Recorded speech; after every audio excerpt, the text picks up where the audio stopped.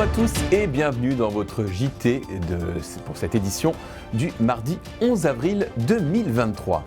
À la une de cette édition, la 29e édition de la course de côte qui s'est déroulée le lundi de Pâques. Le tennis club de Bouc-Bel-Air qui est labellisé Club Santé par la Ligue de tennis PACA. La banderole en mémoire du génocide arménien qui a été dévoilée sur la façade de la mairie. Et le carnaval des tout-petits avec l'association des assistantes maternelles de Bouc-Bel-Air, sans oublier la météo de Sophie juste après ce JT. C'est une tradition depuis 29 éditions. La course de côte de Bouc-Bel-Air a eu lieu ce lundi de Pâques. 43 participants ont pu défier les 800 mètres de montée de la Bomolou. La course de côte, c'est une organisation rigoureuse réalisée en partenariat entre le service sport et culture et la ZADEX. Cette édition a fait la part belle aussi aux femmes. Reportage.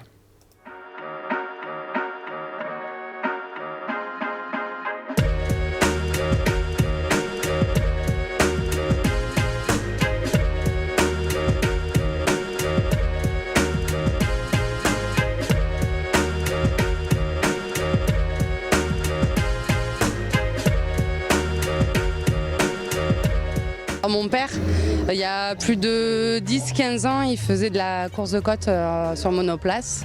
Et j'étais petite, du coup j'allais le suivre à chaque course. Et quand il courait pas, on allait voir aussi les rallyes, les courses de côte du coin. Et du coup, on a acheté la voiture, la 207, pour faire ensemble, quoi. Et on se prête la voiture et on est classés en tant que concurrents, tous les deux, ouais. D'accord. Donc on se tire la bourre.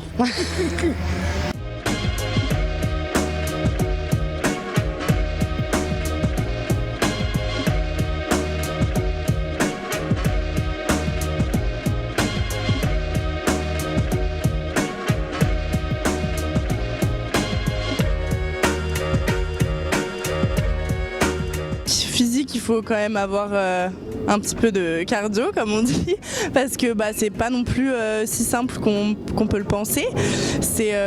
Faut s'accrocher au volant, faut être fort mentalement pour pas lâcher quand on est un petit peu derrière, faut toujours être motivé et puis bien reconnaître, réfléchir à comment on va prendre les virages à l'avance et puis voilà.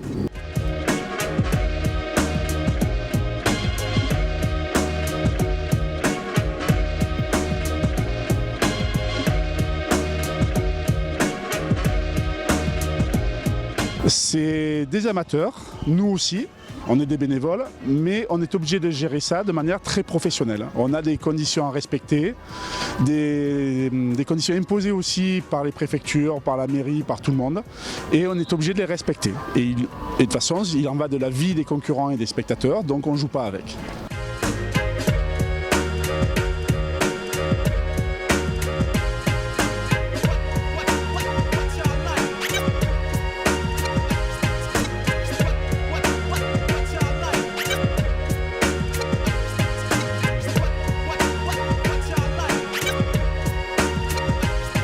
C'est une course régionale, quelques amateurs qui viennent courir ici.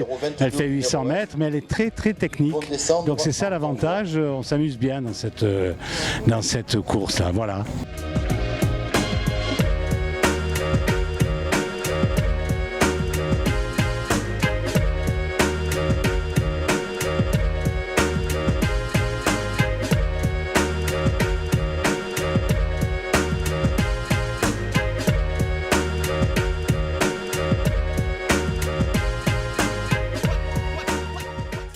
C'est une reconnaissance qui a été très attendue par le tennis club de Bouc-Bel-Air.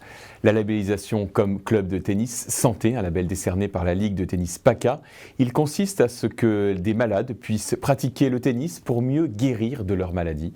Le sport comme médicament avec des séances adaptées aux patients qui sont encadrés par des moniteurs formés. On vous dit tout dans ce reportage.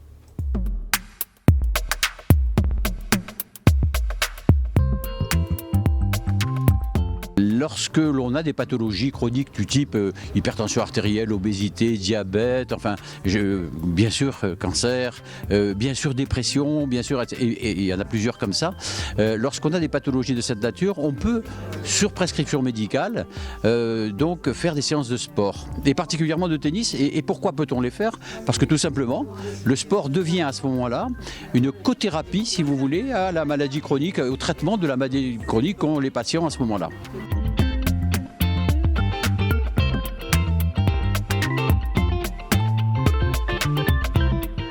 La directive de notre club et l'objectif, c'est le tennis pour tous. Donc c'est une corde supplémentaire à notre arc qui nous permet de pouvoir proposer une activité avec la pratique du tennis. C'est quand même le résultat d'un travail qui a été effectué avec les membres du club et avec les organisations qui s'en occupent. C'est très intéressant. Aujourd'hui, la population étant vieillissante, il faut pouvoir apporter une réponse, on va dire, sportive à la dépendance des gens et surtout à des pathologies chroniques qui nécessitent peut-être une réponse, on va dire, sportive à leur mot.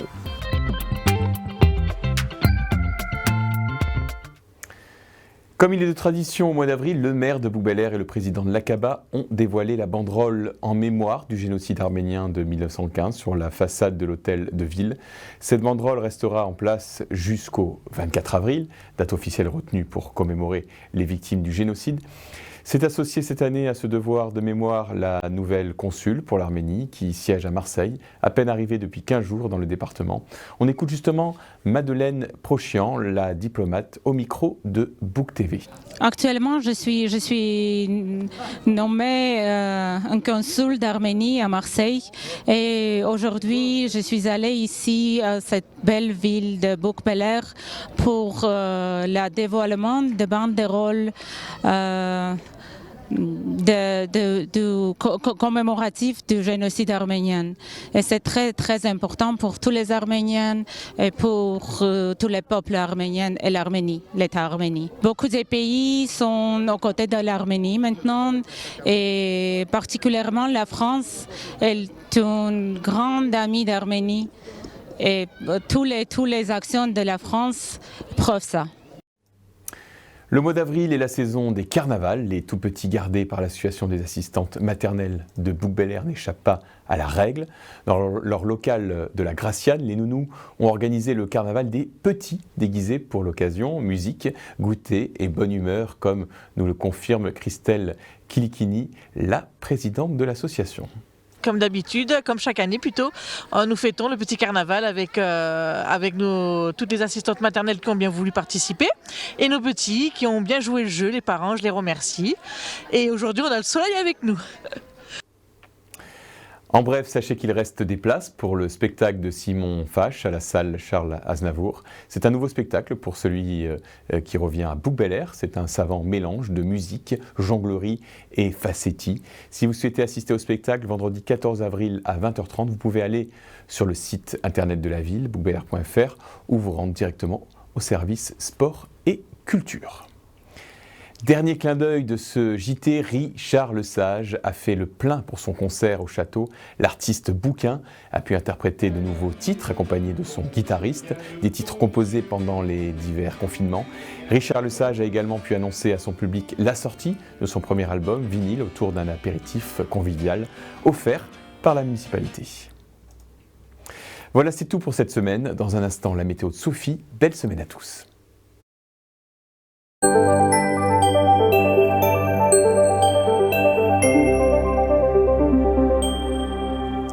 Bonjour à tous, un beau week-end de Pâques se termine sous le soleil. Aujourd'hui, c'était plutôt pas mal non plus, alors garderons-nous ce temps durant toute la semaine à venir? On le découvre tout de suite en images. Demain mercredi, nous aurons à peu près le même temps qu'aujourd'hui avec un vent du sud-ouest qui nous apportera des rafales pouvant atteindre 50 km/h. Il n'y aura pas de ressenti dans les températures puisqu'elles débuteront à 9 degrés le matin et nous aurons 20 degrés l'après-midi. Pensez à fêter les Jules. C'est avec une citation allemande que nous débutons les citations de cette semaine. Le timide a peur avant le danger, le lâche au milieu du danger, le courageux après le danger. Jeudi, le vent s'intensifiera puisque les rafales seront de 65 km/h. Il nous viendra cette fois-ci du nord-ouest. Ce vent chasse les nuages et nous donne un ciel fort en soleil, mais il nous fait baisser les températures. Pas plus de 7 degrés le matin et nous aurons du mal à atteindre les 14 degrés l'après-midi. Ce sera la sainte Ida. Une citation japonaise pour ce jeudi. « Il vaut mieux laver son vieux kimono que d'en emprunter un neuf ». Citation bien imagée qui, je suis sûre, tout comme moi, vous fait sourire. Vendredi, le vent s'affaiblit et nous aurons des rafales de 35 km/h. Il vient toujours du nord-ouest, donc les températures auront du mal à monter. Moins de vent signifie l'arrivée des nuages pour l'après-midi. Les températures 6 degrés pour la matinée et 16 degrés pour l'après-midi. Il faudra fêter les maximes. On termine la semaine avec une citation anglaise. « Il n'est rien que sèche aussi vite que les larmes ». C'est certain qu'après la pluie vient toujours le beau temps. Notre week-end, il devrait être ensoleillé, mais avec à nouveau du vent du nord, puissant, avec des rafales pouvant atteindre 80 km/h. On arrivera tout de même à des températures de saison, elles varieront entre 8 et 20 degrés. Une semaine plutôt ensoleillée avec du vent, mais comme vous le savez, on ne peut pas tout avoir. N'hésitez pas à vous rendre au château, vous pourrez voir l'exposition de tableaux des artistes de l'association Plumes Étoiles. Et pour clore votre week-end, profitez du concert de hautbois et d'orgue à l'église Saint-André de Bouc-Bel-Air. Bonne semaine à tous et à lundi pour un nouveau bulletin météo.